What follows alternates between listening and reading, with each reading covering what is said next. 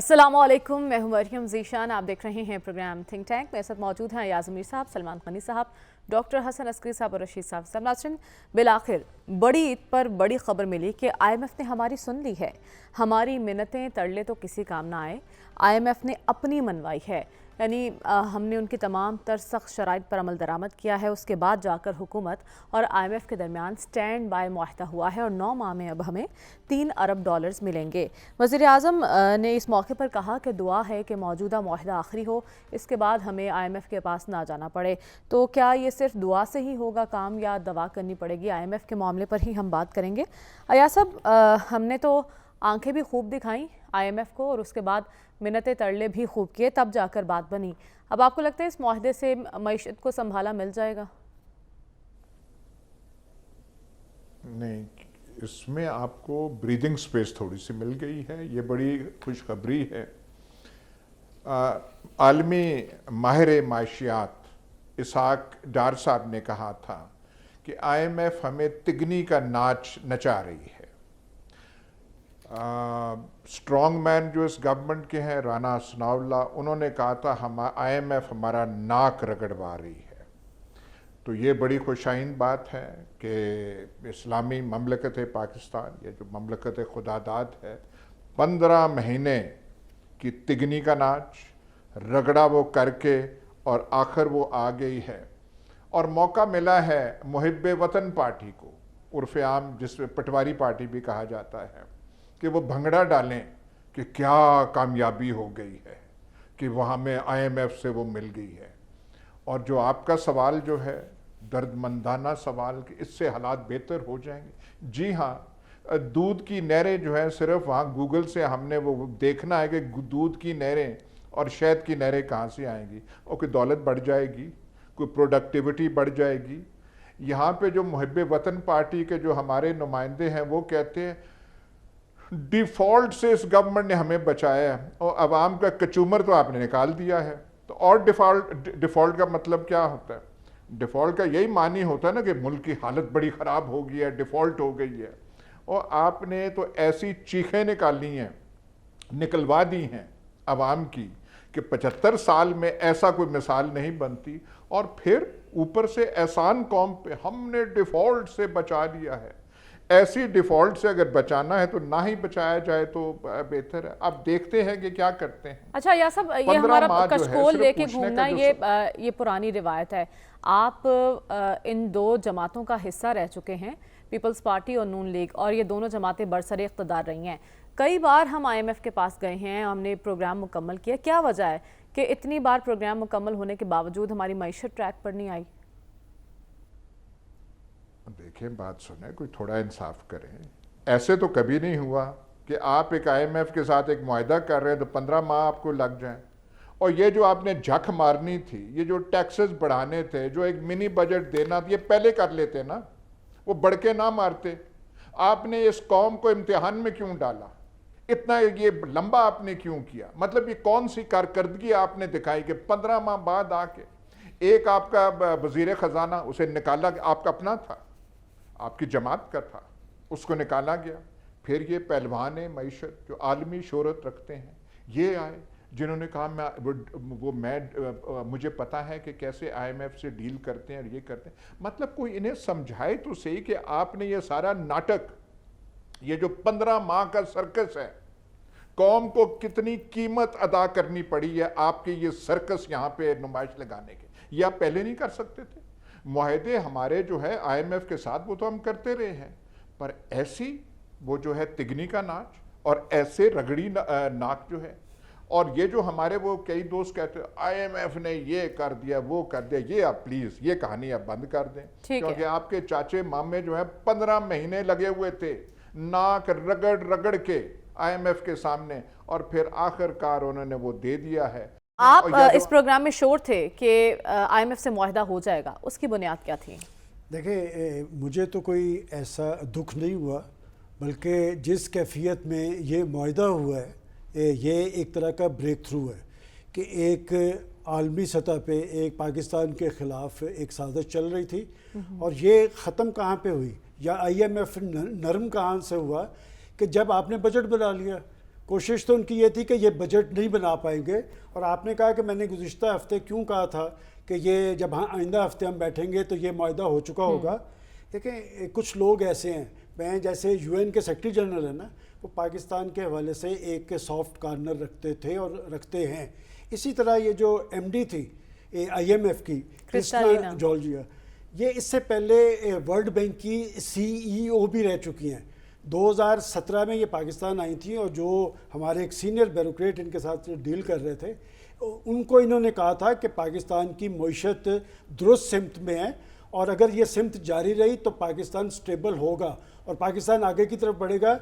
और उसी senior bureaucrat ने मुझे बताया कि जहाँ पर वो क़याम पजीर थी, तो उन्होंने जब अखबार देखा तो उस वक्त एक केस लगा हुआ था ये पनामा लीक्स का, तो लीड देख के उसने कहा कि ये दिहाइयों पहले के मुकदमात अगर कोर्ट में इस तरह डील हो रहे हैं तो पाकिस्तान आगे की तरफ नहीं जा सकेगा। तो उस सीनियर ब्यूरोक्रेट ने कहा यही हमारा बड़ा अलमिया है। बात ये कि ये MD साहब का पीछा किया पाकिस्तान के प्राइम मिनिस्टर ने, 5 मुलाकातें वहाँ पर की, टेलीफोन्स किए, और ये बहुत बड़ा क्रेडिट है इसलिए कि हम एक परेशान कन सूरत हाल में थे।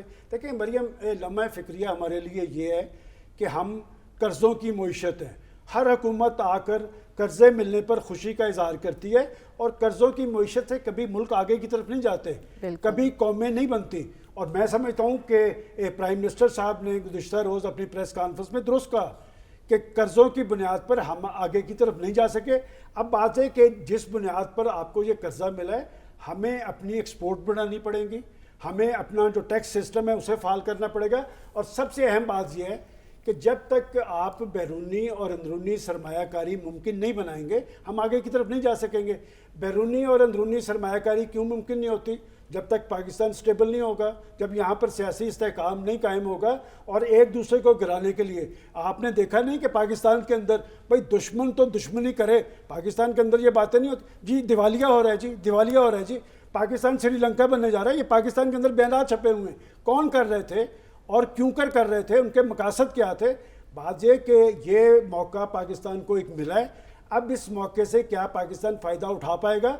आपको अपनी मईशत अगर स्टेबल करनी है तो ये कर्ज़ों के ज़रिए नहीं होनी, और IMF के दर पे जाना पड़ता है या कशकोल लेके जाना पड़ता है। इसलिए जाना पड़ता है कि हमारे अखराजात जो है हमारी आमदन से ज़्यादा है। और प्राइम मिनिस्टर साहब जो ये बात कहते हैं कि जी इसका बोझ अशराफिया पे जाएगा, देखें बात है कि ये बात वो बड़ी देर से कर रहे हैं, और मैं भी एक बात बार बार कह रहा हूँ कि अशराफिया पे आप वज़न डालने की बात करते हैं, अशराफिया तैयार नहीं है।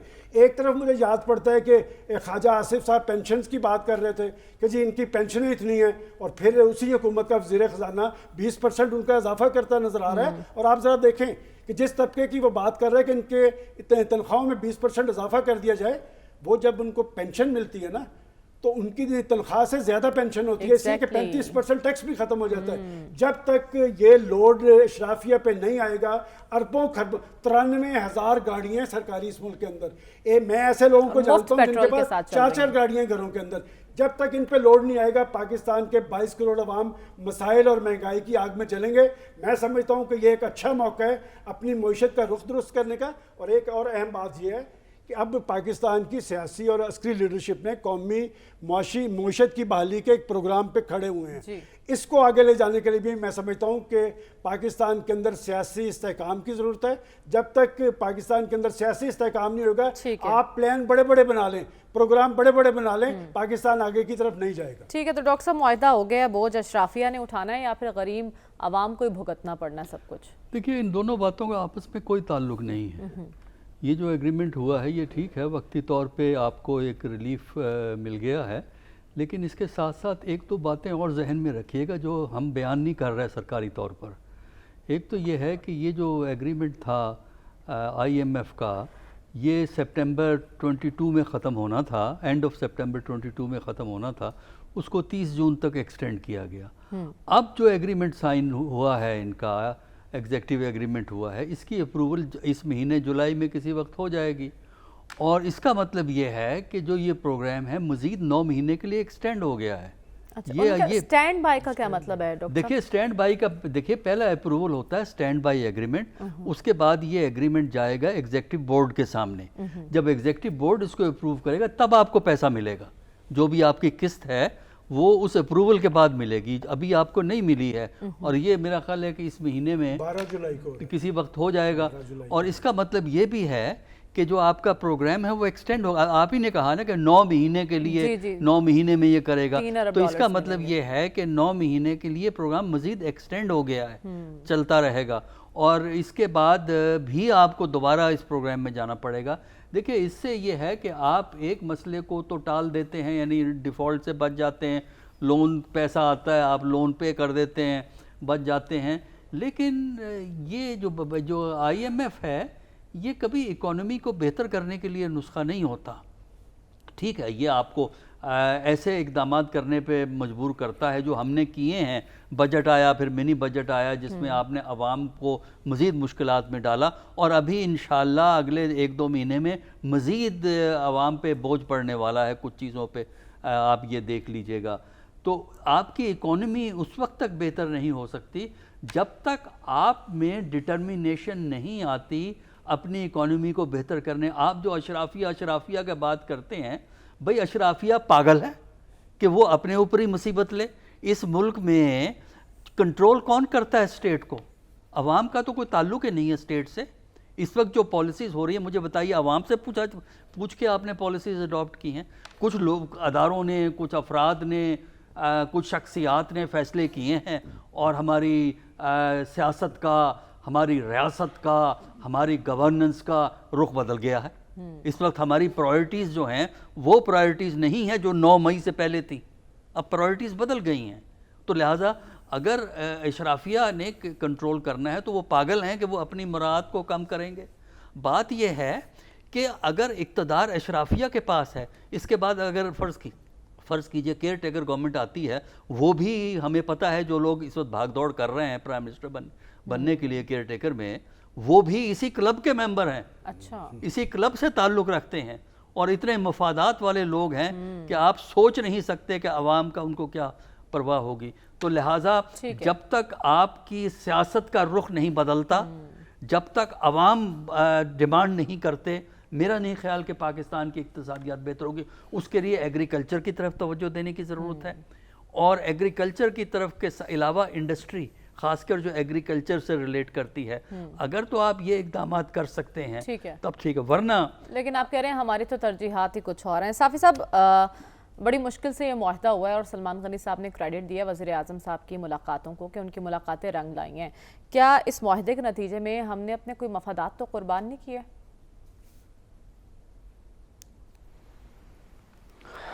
आपके पास कुर्बान करने के लिए बच्चा ही क्या था? इस दफ़ा तो बहुत कम लोगों ने ये बछड़े बकरे ये भी कुर्बान करने से कासिर थे, तो कुजा आपकी रियासत कुर्बान करने चली थी। एक तो आपने ईद के मौके पे आपने मुबारकबाद भी नहीं दी थिंक टैंक के देखने वालों को, लेकिन मैं चले दे देता हूँ सब देखने वालों को थिंक टैंक की पूरी टीम की तरफ से ईद मुबारक हो। और दूसरा जी मुआहिदा आपके उस पे, लेकिन वो आपके लिए मुबारकबाद है, कुछ लोगों के लिए तो वो ये नमकीन ईद जो थी उसने बहुत कड़वी बना दी है इस ईद की, जो सारा पूरा मज़ा ही ख़राब कर दिया है।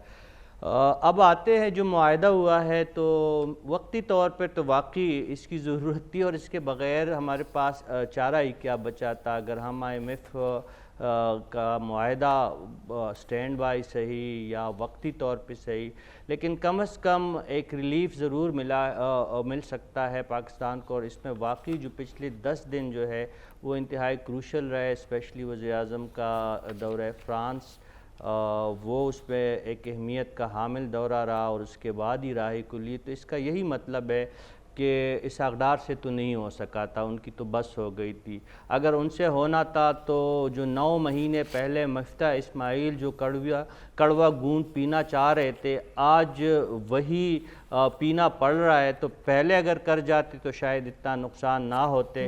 اور ویسے بھی اس کے ساتھ ساتھ جو وہ کہتے رہتے ہیں اسحاق ڈار کے پلان بی ان کے پاس تھا، تو ہمیں تو ان کے پلان بی پہ بھی یقین اس لیے نہیں ہے کہ جن کا پلان اے ہی غلط ہو اس پہ عمل درآمد آپ سے نہیں ہو سکتا، تو آپ کے پاس پلان بی کیا ہو سکتا ہے.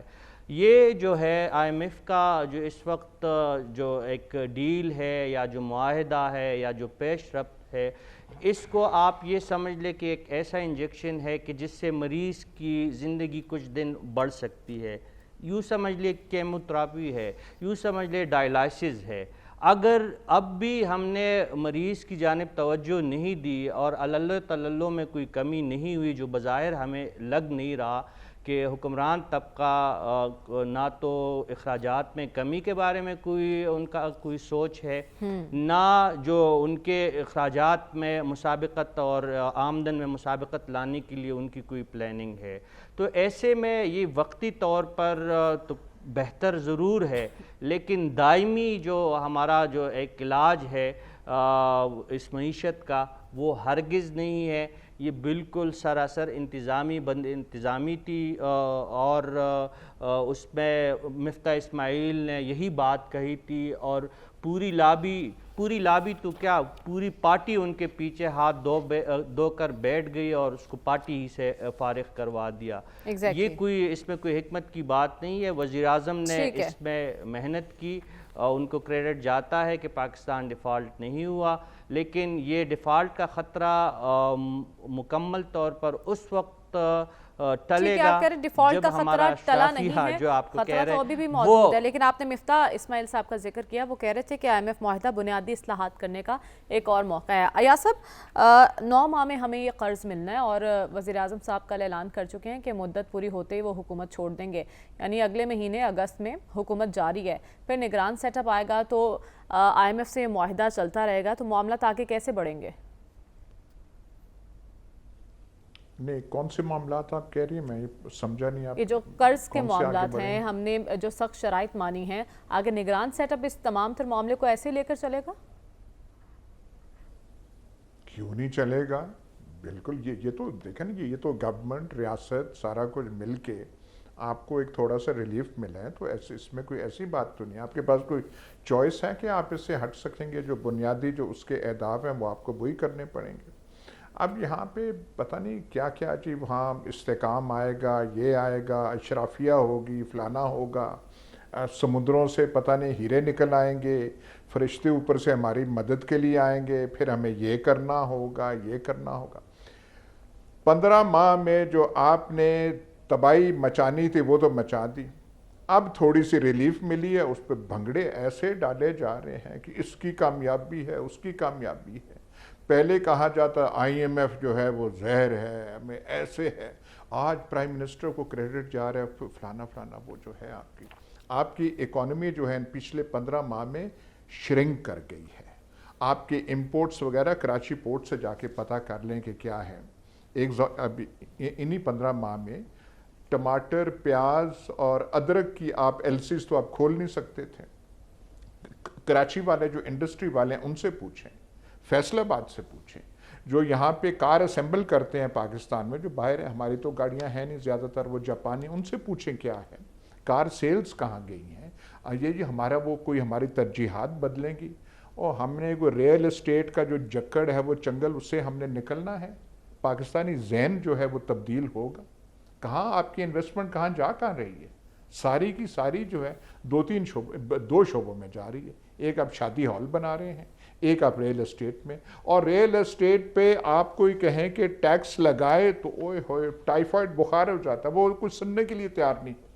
اور سارے جو ہیں وہ جو ہم کہتے ہیں ریاست ریاست ریاست، سارے بیچ میں شامل ہو جاتے ہیں. ریل اسٹیٹ کو آپ ٹچ نہ کریں، اور تو کہاں سے ٹھیک ہوگا؟ ساروں کے پیسے باہر پڑے ہوئے ہیں. بہت سے معاملات ہیں جس پر توجہ دینے کی ضرورت ہے. لیکن انویسٹمنٹ کی بات کیا ایاز صاحب نے، تو سلمان صاحب، اندرونی اور بیرونی سرمایہ کاری کیوں نہیں ممکن بن پا رہی ہے؟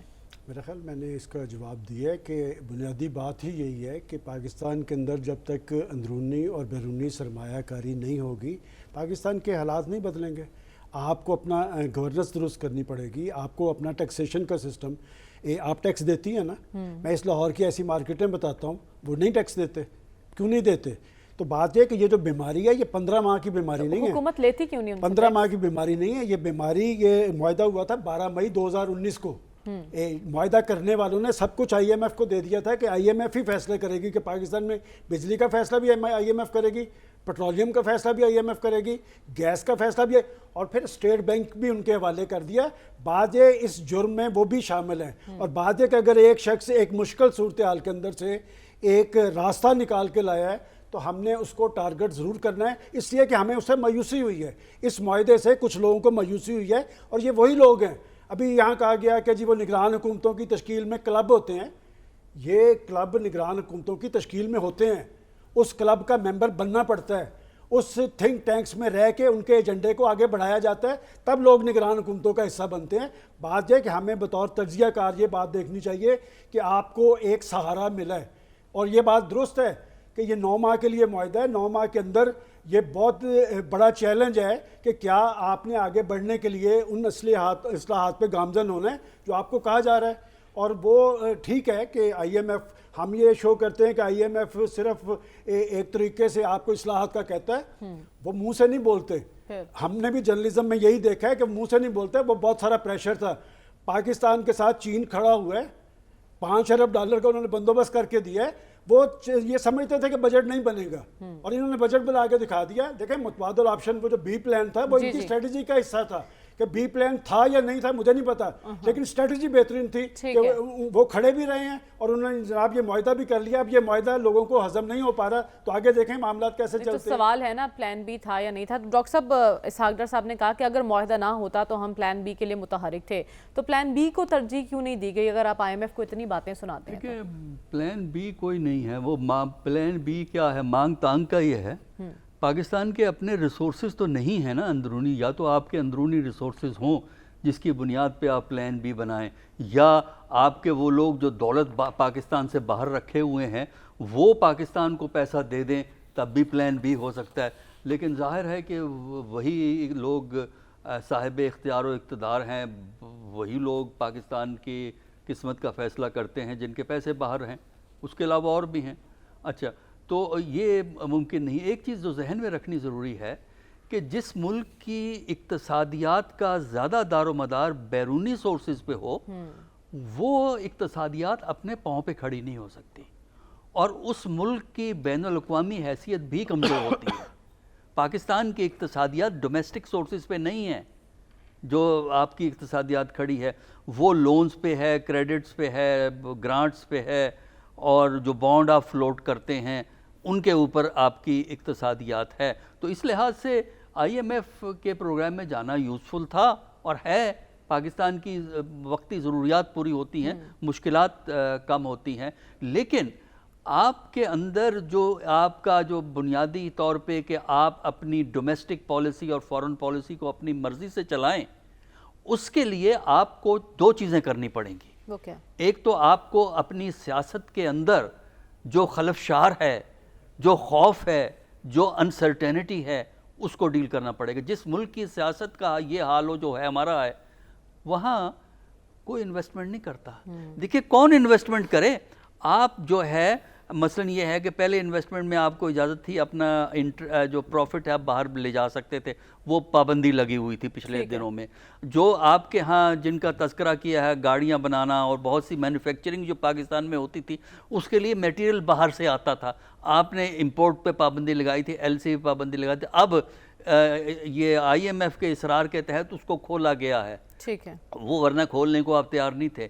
تو جو اقتصادیات اس قسم کی ہو, پھر اقتصادیات کو بہتر کرنا ضروری ہے. اور اقتصادیات میں پاکستان کے اندر پوٹینشل ہے, پاکستان کا ایگریکلچر میں وہ پوٹینشل ہے جو ہمیں بہت سی مشکلوں سے بچا سکتا ہے, لیکن ایگریکلچر کی ترجیحات میں نہیں ہے پاکستان. ٹھیک ہے, تو ڈاکٹر صاحب کہہ رہے ہیں کہ معاشی استحکام کے لیے ضروری ہے کہ پہلے سیاسی استحکام لایا جائے. تو صاحب سیاسی استحکام کیسے ممکن ہو سکے گا؟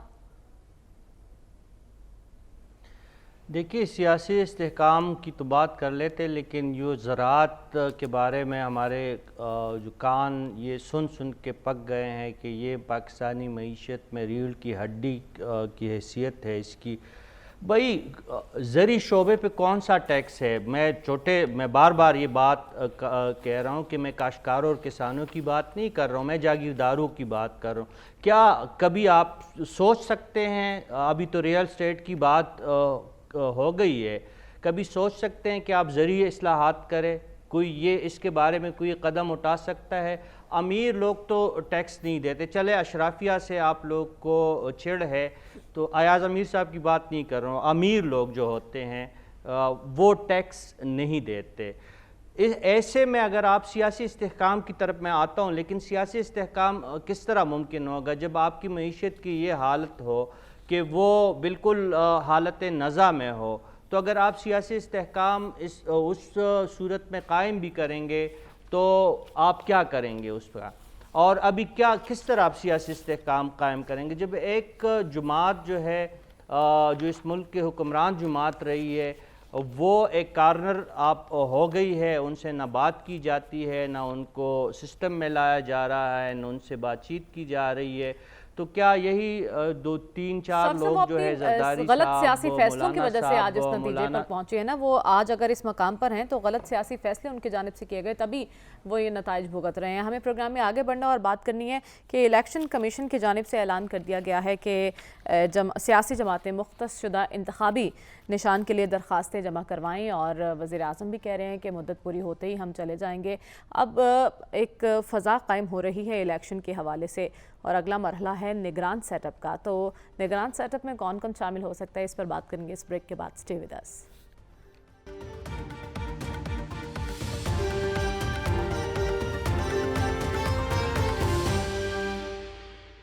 ویلکم بیک ناظرین. اچانک سے الیکشن کے حوالے سے فضا قائم ہونے لگی ہے. تو ایاز صاحب، دبئی میں بھی بڑی اہم ملاقاتیں ہو رہی ہیں. نواز شریف صاحب نے اپنا قیام دبئی میں بڑھا لیا ہے. پیپلز پارٹی اور نون لیگ دونوں ہی ہمیں متحرک نظر آ رہی ہیں، اور الیکشن کمیشن نے بھی اب تو درخواستیں مانگ لی ہیں نشان الاٹ کرنے کے لیے. تو آپ کو الیکشن کمیشن کس حد تک سنجیدہ نظر آ رہا ہے الیکشن کروانے کے لیے؟ سب کچھ ہے، لیکن کچھ باتیں جو ہیں ذہن میں رکھنی چاہیے. احتیاط لازم ہے. ہمیں خواہ مخواہ کے الیکشن نہیں چاہیے. ہمیں الیکشن چاہیے جن کے نتائج مثبت ہوں. اور یہ جو کہانیاں ہیں کہ عوام کی رائے اور عوام پہ چھوڑ دیا جائے، ہر چیز عوام پہ نہیں چھوڑی جا سکتی. عوام پہ چھوڑے تھے وہ جو پنجاب کے ضمنی انتخابات، پھر دیکھا تھا کیا حشر ہمارا ہوا تھا. ہمیں ایسے الیکشن نہیں چاہیے. نگران جو وزیر اعظم اور نگران وہ سیٹ اپ ہے، وزیر اعظم صاحب کی رائے ہے، بہت صاحب الرائے ہیں. عظیم اپوزیشن رہنما راجہ ریاض صاحب ہیں. جو وزیر اعظم صاحب اور راجہ ریاض صاحب فیصلہ کریں قوم کو بالکل وہ قبول ہوگا. لیکن ایک بات وہاں بھی ہے، جو ہمیں نگران سیٹ اپ کا ماڈل چاہیے جس پہ نام آنے چاہیے، وہ سی ایم پنجاب ہیں، یہ فرزند قوم محسن نقوی صاحب. ہمیں ایسے وہاں پہ چاہیے جو کہ سینٹر میں بھی ایسے ہوں اور سارا نگران جو ہے اس میں ہو. ایک یہ بھی صاحب مشورہ ہے اور اس پہ غور کرنا چاہیے کہ پریزائڈنگ آفیسرز اور الیکشن کے سارے عمل میں ایس ایچ او صاحبان کی خدمات کو زیادہ سے زیادہ استعمال کرنا چاہیے. یہ ساری احتیاط ہم کریں گے تو تب ہی مثبت نتائج ہو سکتے ہیں. عوام پہ نہیں چھوڑا جا سکتا. عوام گمراہ ہو کے پتہ نہیں میں کہاں لے جائیں گے. پر بہت زور دے رہے ہیں، لیکن جن کے نام آ رہے ہیں نگران سیٹ اپ میں، کیا انہی میں سے کوئی ہوگا سلمان صاحب؟ دیکھیں، جن مثبت نتائج کی بات ہو رہی ہے ان سے زیادہ کوئی نہیں جانتا ایاز صاحب سے، چونکہ اسی طرح کے مثبت نتائج 2018 میں بھی آئے تھے اور یہ اسی پروگرام میں انہیں بے نقاب کرتے نظر آ رہے تھے. تو بات یہ کہ انتخاب آج سے چند ہفتے پہلے اسی پروگرام میں ایک فضا قائم کی گئی تھی کہ جی لوگ ڈر رہے ہیں، الیکشن کی طرف نہیں بڑھا جائے گا. تو اب الیکشن پہ سنجیدگی تو سامنے آ رہی ہے.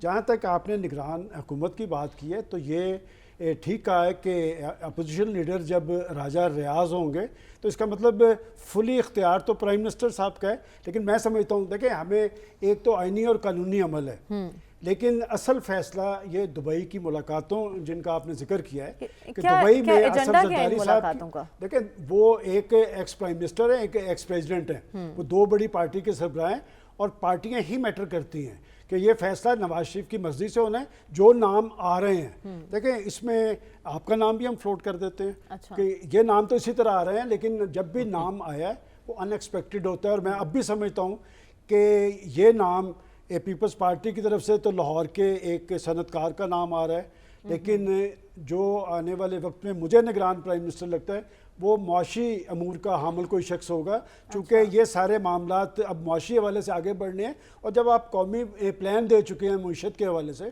تو پھر اس پر سنجیدگی ظاہر کرنے کے لیے اس پلان نے جب آگے بڑھ رہا ہے تو کوئی معاشی امور کا حامل شخص ہی اس سارے معاملات کو آگے لے تو پائے گا. معاملات ایسے ہی آگے بڑھیں گے جیسے پنجاب کے بڑھ رہے ہیں اس وقت؟ دیکھیں بات جو یہ آپ نے درست کہا کہ جیسے کچھ دن پہلے ہم یہ کہہ رہے تھے کہ الیکشن نہیں ہوں گے، تو الیکشن پہ سنجیدگی کا عمل جاری ہے اور الیکشن ہی حل ہے، سیاسی حل الیکشن ہی ہیں. اور جیسے آپ نے معاشی پروگرام کے حوالے سے ہم پہلے بھی یہ کہہ چکے ہیں جب تک پاکستان میں سیاسی استحکام نہیں ہوگا ملک آگے نہیں بڑھے گا. البتہ یہ بات میں ضرور بتا دوں الیکشن 2018 والے نہیں ہوں گے، اچھا اس سے بہتر ہوں گے. ٹھیک ہے، تو ڈاکٹر صاحب سے بھی اسی سے متعلق جانوں گی کیونکہ انہوں نے بھی نگران سیٹ اپ کا کچھ ذکر کیا تھا اس سے پہلے. تو بریک کے بعد اسٹے ود اس.